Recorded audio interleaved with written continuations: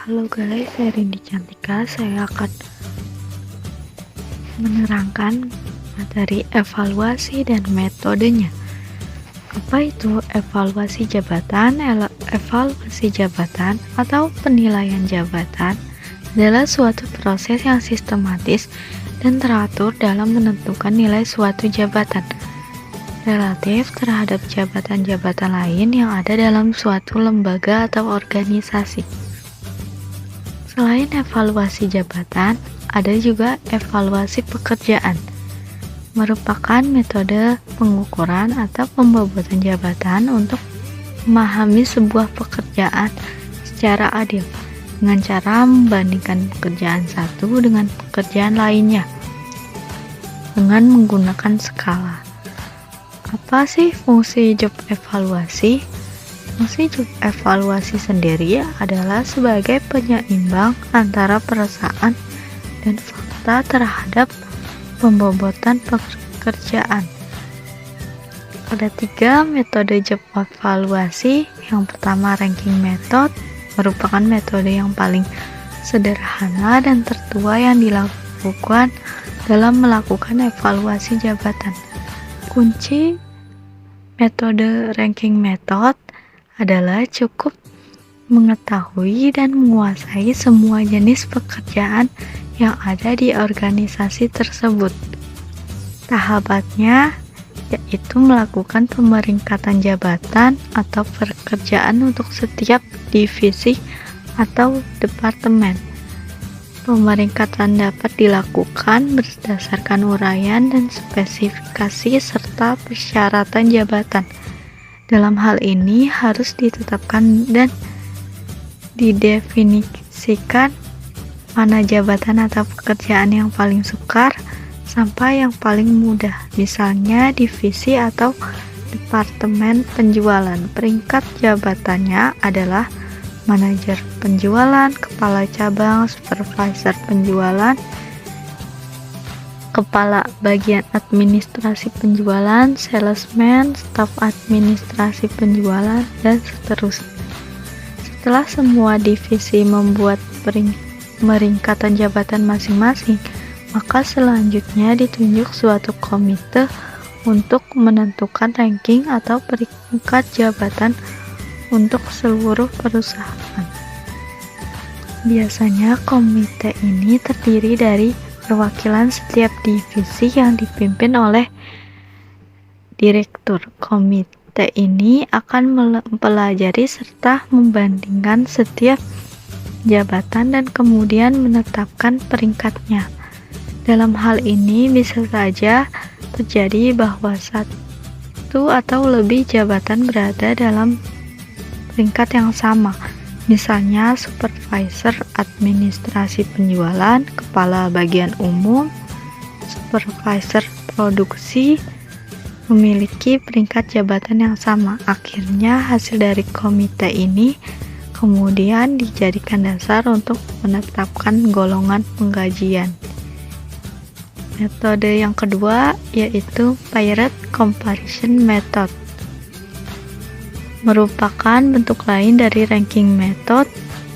Hanya pada metode ini telah dilakukan pembobotan secara sederhana untuk setiap pekerjaan dengan membandingkan terhadap keseluruhan pekerjaan yang ada di suatu organisasi. Tahapannya pada metode ini, setiap jabatan dibandingkan dengan seluruh jabatan lainnya yang ada dalam organisasi tersebut. Kemudian diberi nilai atau bobot dengan ketentuan nilai 0 jika jabatan tersebut lebih rendah bobotnya daripada jabatan yang diperbandingkan. Nilai 1 jika jabatan tersebut sama bobotnya dengan jabatan yang diperbandingkan. Nilai 2 jika jabatan tersebut lebih tinggi bobotnya dari jabatan yang diperbandingkan. Seluruh nilai bobot yang diperoleh suatu jabatan dijumlahkan untuk mendapatkan nilai bobot akhirnya. Setelah seluruh jabatan mendapatkan nilai bobot akhir, maka dibuat peringkat jabatan dari jabatan yang lainnya tertinggi sampai yang terendah. Contohnya jabatan diukur yaitu manajer SDM.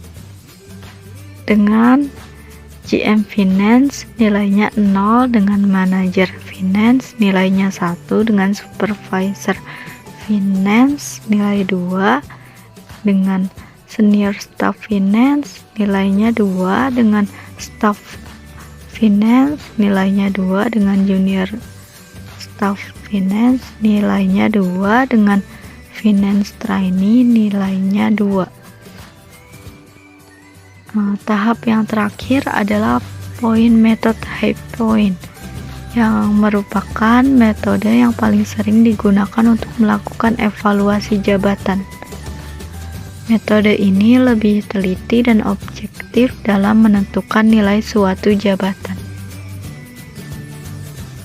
Tahapan high point method ada 3. Yang pertama, tahap know-how,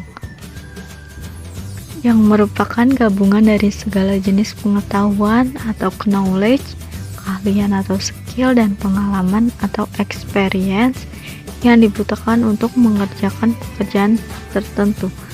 Terdiri dari technical knowledge, yaitu kebutuhan pengetahuan, managerial knowledge, yaitu kombinasi dari pengetahuan, communicating dan influence, yaitu kemampuan bekerja. Berikut adalah tabel untuk menghitung know-how. Yang kedua ada problem solving, yang merupakan kemampuan berpikir mandiri yang dibutuhkan oleh pekerjaan-pekerjaan untuk melakukan analisa, mengevaluasi, membuat, memberi alasan, dan mencari jawaban. Terdiri dari thinking environment, yaitu kebebasan seorang untuk berpikir, thinking challenge, yaitu masalah yang dihadapi. Berikut adalah tabel untuk menghitung problem solving. Yang ketiga ada accountability, merupakan jawaban atau konsekuensi dari sebuah aksi. Faktor ini mengukur efek dari hasil akhir sebuah pekerjaan. Merupakan pertanggungjawaban dari sebuah aksi atau konsekuensi dari aksi tersebut. Mengukur efek atau akibat dari hasil akhir sebuah pekerjaan. Terdiri dari freedom to act atau kewenangan, area of impact atau jumlah aspek finansial, nature of impact atau melihat peran sebuah jabatan terhadap nilai finansial jabatan. Berikut adalah tabel untuk menghitung accountability. Sekian penjelasan materi dari saya. Semoga bermanfaat untuk teman-teman semua. Terima kasih.